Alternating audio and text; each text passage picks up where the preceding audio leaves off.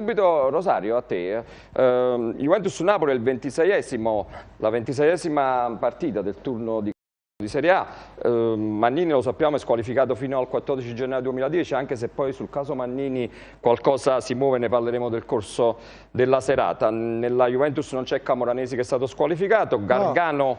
Infortunato anche. Infortunato, scusami, è indisponibile come Gargano, Iezzo, Zalaceta e Gianello nel Napoli. La formazione dovrebbe essere del Napoli: Navarro, Santa Croce, Cannavaro, Contini, Maggio, Blasi, Pazienza, Hamsik, Datolo, Lavezzi, Russotto. Ecco, prima di iniziare la trasmissione c'erano già le prime perplessità, se non sbaglio. Ma la formazione. Questa è una formazione che, diciamo, che ore sono? In diretta alle 10, alle 22:20. Alle 22:20 è questa la formazione data da tutti. Questa è la formazione che è stata fatta mercoledì, l'unico giorno al quale i giornalisti sono stati ammessi a seguire l'allenamento a Castelvolturno. Guarda che l'unica potrebbe essere Denis al posto di Russotto. L'unica potrebbe essere solo questa. E Vitale terzo di difesa al posto di Datolo. Al posto di Datolo. Sentiamo, scusami, partiamo da Rosario. Io su questo tipo di informazione ho delle grandi perplessità, perché il problema del Napoli abbiamo in questo momento è la corsa, è il morale, e diciamo anche fare i gol e non prenderli. È un po' tutto, è una questione importantissima. Cercare di avere, non dico il predominio, ma comunque essere alla pari con gli avversari perlomeno a metà campo, e il Napoli questo tipo di formazione non lo so, gioca troppo squilibrata, tra parentesi con poco peso, insomma, perché gioca Russotto, Lavezzi, non vedo, gioca Blasi, Pazienza. Scusami, se al posto di Russotto ci fosse Denis sarebbe la stessa cosa? No, anzi sarebbe peggio secondo me, perché peggio. Noi dobbiamo cercare di preoccuparci a metà campo. Ora, se al posto di Russotto ci fosse Denis, è una squadra completamente votata all'attacco, insomma, cioè con giocatori d'attacco, perché io personalmente, perché questi sono giudizi miei, Hamsik non lo ritengo assolutamente un centrocampista, è un contropiedista, è una mezza punta, è un giocatore di offesa, ma non è assolutamente un giocatore di centrocampo e incontrista, per cui il Napoli con questo tipo di formazione gioca con due centrocampisti, diciamo, veri, Pazienza e Blasi, che devono contenere il centrocampo della Juventus. Qualcuno dice però gioca Vitale, ma io Maggio, Vitale, oppure chi è l'altro esterno?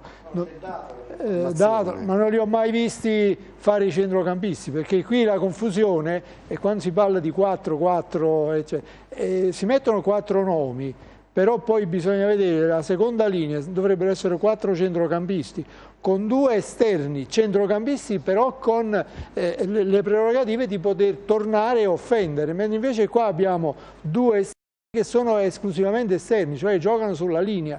In mezzo al campo ci sono 2 che devono correre appresso a 3 o a 4 avversari. Insomma, questo non lo in questo momento il Napoli non è preparato né mentalmente né fisicamente poter correre e poter dare agli avversari il vantaggio di 1 o 2 uomini in più a centrocampo. Senti Gianfranco, scusami, al di là di Russotto, Denis oppure Datolo, Vitale, cosa c'è? No, c'è questo, sono d'accordo con Rosario. Oltretutto questo tipo di formazione mi sembra che sia difforme dalla filosofia dell'equilibrio che caratterizza il modo di lavorare, la concezione proprio del lavoro, di schierare la squadra in campo così. Mi sembra poco equilibrata realmente sotto questo profilo, perché quando metti Maggio che ci va, Hamsik che ci va, Russotto che sta là davanti, Lavezzi che sta più avanti di lui, e metti Datolo, credo che la squadra sia estremamente squilibrata. Ecco perché credo che ci servano delle coperture maggiori che uno schieramento simile no. Oltretutto proprio contro la Juve.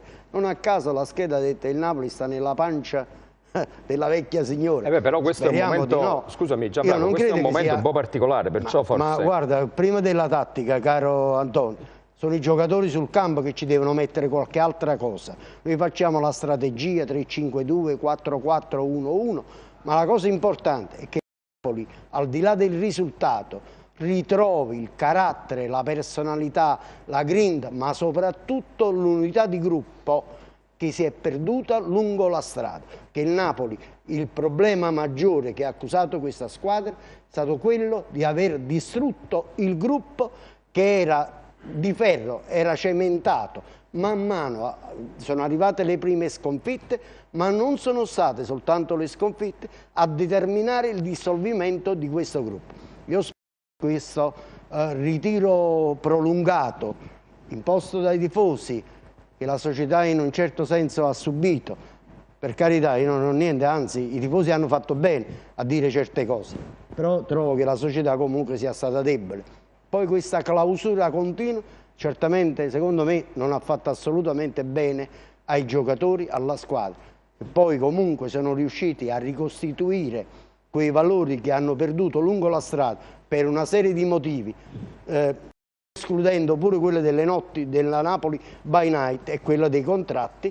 Beh, mi farà piacere, lo vedremo comunque in campo a Torino, se la squadra ha ricostituito questi denominatori che erano poi il suo punto di forza del Napoli in tutta la prima parte del campionato. Ecco, sulla tua stessa linea, diciamo, Ilario Castagnier, l'ex trainer dell'Inter, che dice il ritiro del Napoli, così come fatto, appare più come punizione.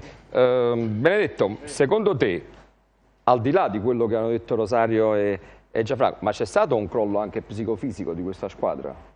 Guarda, allora io sono d'accordo con tutti quelli che la pensano come me, naturalmente. Certo. Mi sembrerebbe ovvio. E ci mancherebbe altro se non la pensassero. Mi sento un po' a disagio che quando sono stato contattato, io sapevo che avrei dovuto parlare stasera di una lezione di spiritismo. Sì. Invece torno una volta con questo incubo del Napoli, c'è proprio un fantasma. Quindi mi induzzica pure stasera, se ho ben capito. Speriamo di no, speriamo di no. Vabbè, quindi no, era giusto per chiarire la cosa. Certo, parliamo dopo anche di spiritismo. A disposizione, ma di questo stiamo parlando. È morto. Di spiritismo stiamo parlando. Spiritismo. In questo momento mi dispiace doverlo dire. Sì. E sta morendo vedo padrone che... No, sta morendo l'entusiasmo, mi pare.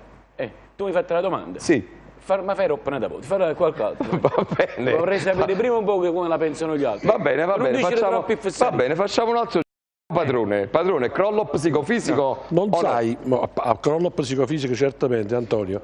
Vedi, quindi se c'è un crollo psicofisico... Vedi, perché Gianfranco, Rosaria e altri che non criticano, parlano di tattiche e di gioco. Io ho visto delle altre trasmissioni dove Reia è diventato un brocco completamente. Detto da Brocchi, di cui non faccio nome. I giocatori sono diventati degli asini e non cavalcano più. Ma è disfattismo. Io domenica allo stadio ho sentito un signore che ci salutava e diceva ci vediamo il prossimo anno in Serie B. Io ho detto solo non venite più allo stadio perché la prossima volta vi butto giù. Cioè c'è disfattismo in questa città, si parla male. Ma non è che stava sul terreno di gioco, no? Stavo con quattro persone, Antonio. Veramente ho detto arrivederci, ci vediamo in Serie B. Questi sono quelli che fanno male al Napoli. Io poi dico il Napoli anche io lo fischio, però lo fischio alla fine della partita. Durante la partita non mi permetto di criticare il Napoli in alcun modo.